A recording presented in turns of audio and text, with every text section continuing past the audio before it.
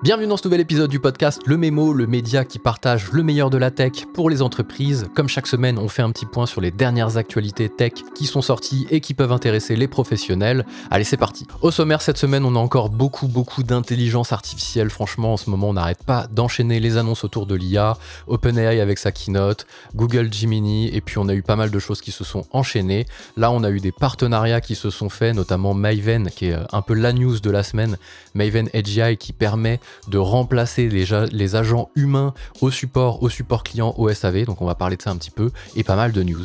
Alors c'est parti, on attaque avec la première news, je le disais, sans transition, on va repartir un petit peu de ce qu'on disait. Il s'agit de Maven, M-A-V-E-N, vous le prononcez un peu comme vous voulez, AGI, un agent intelligence artificielle qui révolutionne le service client. C'est sorti sur OpenAI au niveau du blog, et c'est sorti aussi chez eux, Maven AGI, qui est donc un partenariat officiel avec GPT-4. En gros, comment ça se passe ? Vous installez ce petit outil dans votre entreprise, vous le connectez à votre logiciel qui permet de gérer le support client, donc Freshdesk, Zendesk, Intercom, je ne sais pas s'il y est, vous avez aussi Slack qui est connecté. Une fois qu'il est connecté, il va aller apprendre un petit peu, enrichir son modèle, donc il va recréer en fait, il va pas recréer un modèle, mais il va entraîner le modèle donc GPT-4 avec les données de votre service client, donc les échanges que vos agents humains auraient pu avoir par le passé. Il va apprendre de tout ça pour ensuite être autonome pour répondre aux futures questions que les clients pourraient avoir. Il y a TripAdvisor qui l'utilise, HubSpot qui l'utilise, je crois que ClickUp aussi l'utilise, on va regarder un petit peu l'article en détail, ouais c'est ça, il y a pas mal de boîtes qui l'utilisent, ClickUp, voilà je le disais, donc c'est quand même pas des petites boîtes, donc on peut présager que ça fonctionne plutôt bien, et les chiffres sont assez incroyables, puisqu'ils annoncent chacun des acteurs qui l'utilisent déjà, même si l'annonce du lancement a été faite cette semaine conjointement avec OpenAI et Maven. Ils annoncent déjà des stats assez incroyables. TripAdvisor qui annonce 93% de tickets résolus en autonomie, donc directement par l'agent. Ils ont réduit de 60% le délai moyen de réponse, ce qui est assez fou d'ailleurs de se dire ça. Ils estiment que le coût de résolution d'un ticket est passé de $40 à $8. Son côté, HubSpot a gagné 20% sur le temps d'escalade d'une résolution d'une demande. En gros, l'escalade, c'est quoi ? Vous avez un client qui vous pose une question au support, il va falloir que vous escaladiez sa demande pour essayer de mettre le doigt sur la solution. Donc, vous n'avez pas la solution nativement, il faut avoir du contexte, il faut avoir des éléments qui vont vous permettre de vous mettre sur la piste. Si vous êtes par exemple éditeur de logiciels ou intégrateur de logiciels, peu importe, un métier que je connais bien, vous allez devoir lui demander quelle est la version qu'il utilise, dans quel menu ça s'est passé, quel est le message d'erreur, voilà, c'est ça l'escalade. Vous récoltez des informations qui vont vous permettre de vous mettre sur la piste d'une solution pour pouvoir l'aider. Et ClickUp, lui, a gagné 25% de réactivité supplémentaire, donc c'est assez incroyable de se dire qu'on en arrive là et que certains SaaS, certains éditeurs l'utilisent déjà. Alors, on n'est plus du tout dans du virtuel, on n'est plus du tout dans du fantasme, on est dans de la réalité. L'IA remplace l'humain concrètement, parce que avec tous ces gains, on est à peu près sûr qu'ils n'ont pas gardé tout leur effectif. Voilà. Donc ça, c'était un peu la news pour moi importante. C'est toujours lié à la révolution de l'IA pour l'intelligence artificielle pour les entreprises. C'est le fait de connecter l'IA à ses propres données, aux données de son CRM, aux données de sa comptabilité, aux données de son logiciel de facturation, et de pouvoir interagir avec l'IA sur ces données-là.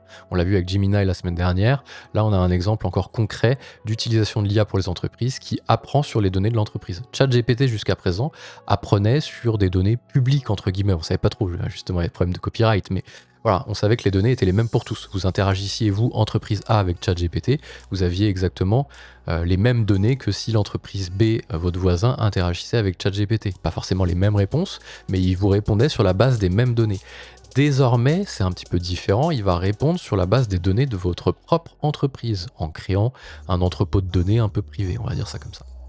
Donc à regarder de près, et je manquerai pas de me focaliser un petit peu sur ces sujets et de rester bien alerte sur ces sujets pour vous retransmettre l'information derrière, bien entendu.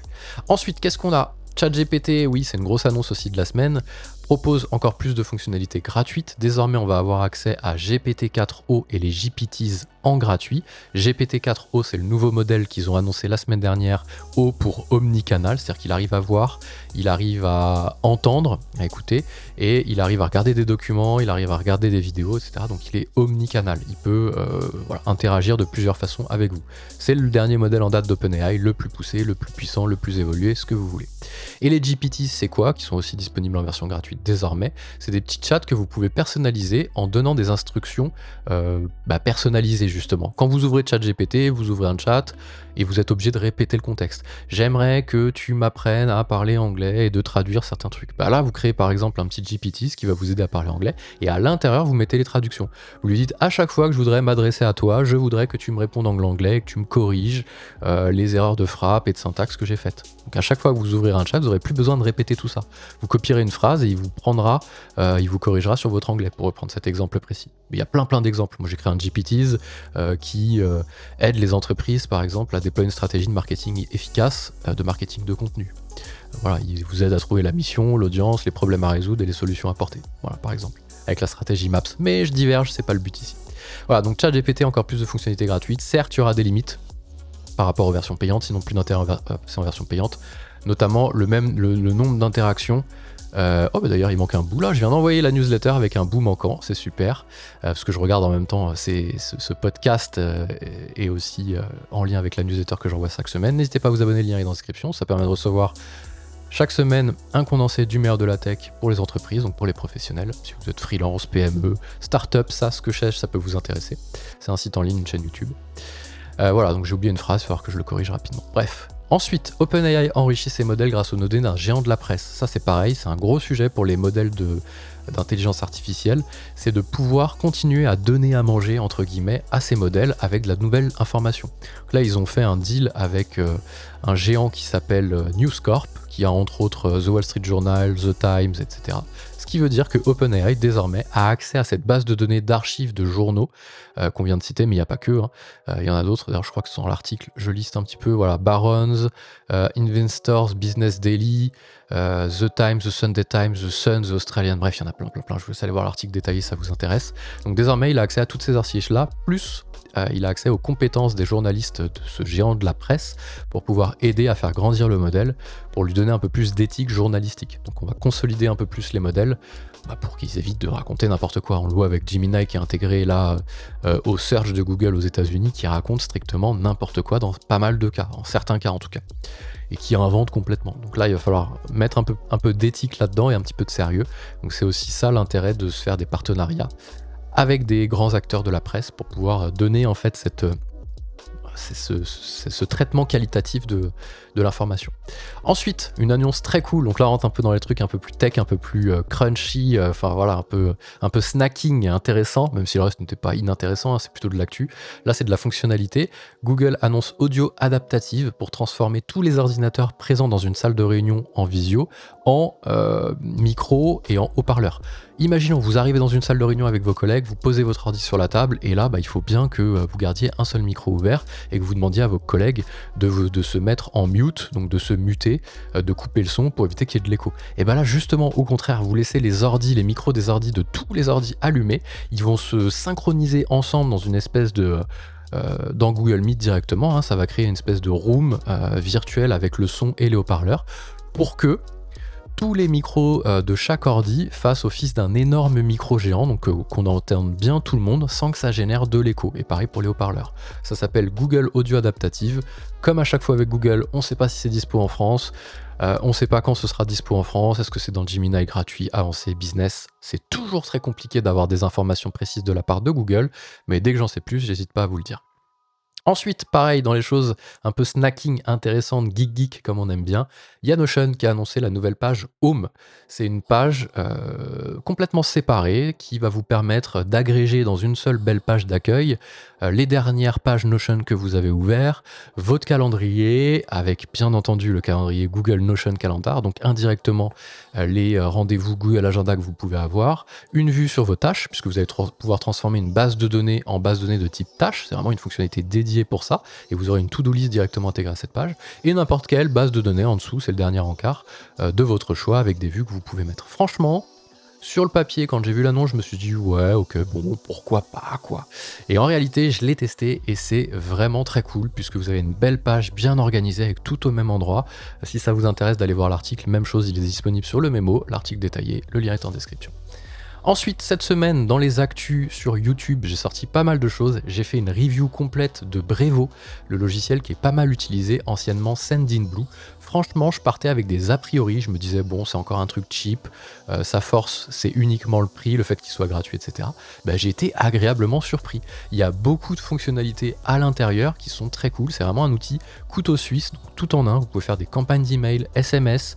Vous pouvez avoir un petit CRM à l'intérieur, avoir un chatbot, un outil de téléphonie un peu à la Aircall, un outil de prise de rendez-vous en ligne à la Calendly, et vous avez tout à l'intérieur du même outil. L'interface est vraiment très cool, donc pareil, si le test vous intéresse, même chose, n'hésitez pas à aller voir sur le lien en description, il y a le lien vers la vidéo YouTube.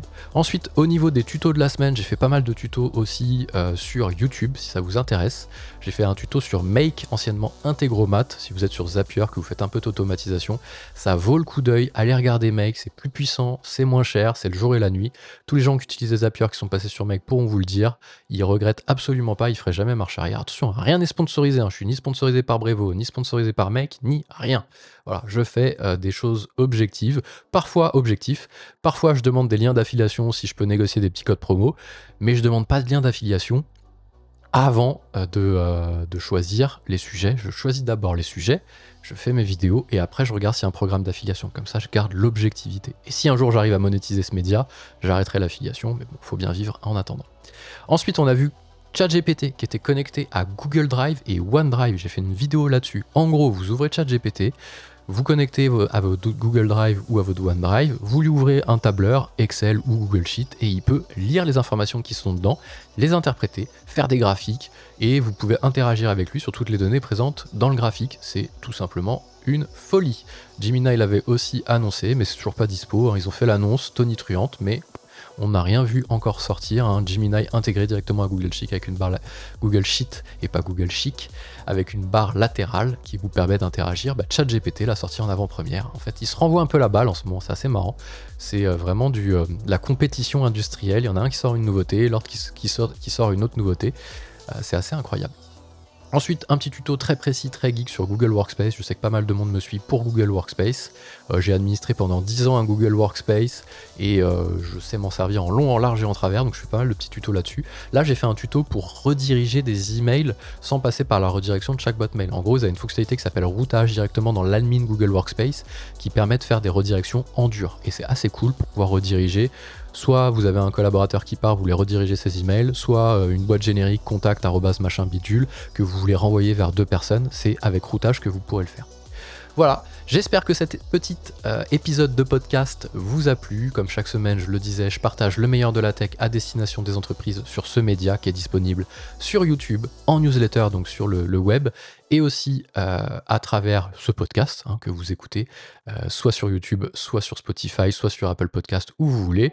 Mettez-moi un petit commentaire si ça vous a plu, une petite note aussi, et n'hésitez pas à parler du mémo autour de vous pour que je puisse continuer à être un média indépendant qui partage l'information de façon objective sans avoir besoin de placer des pubs partout. Ça, c'est le petit hashtag ad de la fin. À la semaine prochaine pour les nouvelles news. Ciao.